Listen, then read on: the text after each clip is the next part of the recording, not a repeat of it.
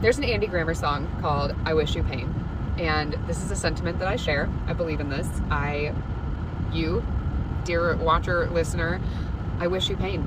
And I don't mean that with malice, and I don't mean that from a crappy place, but truthfully, we are living a really good life if it is a 50-50 balance of when we feel better than average and when we feel worse than average, right? And I get that mathematically that's always true, but you know what I mean.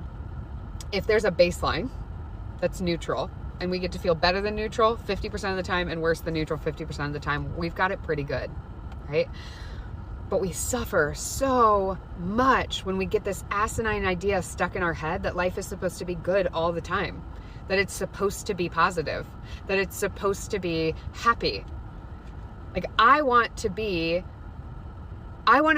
taking enough risk in my life and in my business and in my friendships that I am also feeling pain on a regular basis, that I am disappointed that I didn't get an opportunity I went after because I went after something that was outside of my comfort zone, that I am disappointed or hurt or angry because I put myself out there vulnerably and somebody else didn't match it the way that I was hoping they would.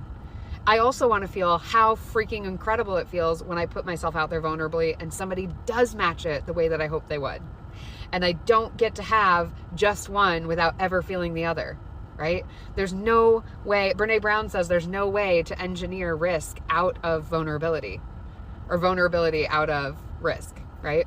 And if we want to have big, beautiful things in our lives, if you want to have kids, woo boy, you want to feel how incredible it is to raise a human being and send them out into the world as a productive citizen of society. You also have to go through the heartbreak of watching them fall and hurt themselves and be disappointed and be hurt by friends and get left out of something and have all of the experiences that every human has. If we would stop making those things so bad in our heads, so intolerable in our heads that we constantly needed to escape every negative or unpleasant emotion, we would have a lot less unnecessary suffering.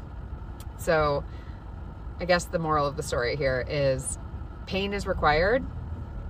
And I hope that we all have, I hope that we all start tolerating a higher or a more balanced equation or relationship between the unpleasant and the pleasant, between the devastating and the joyful.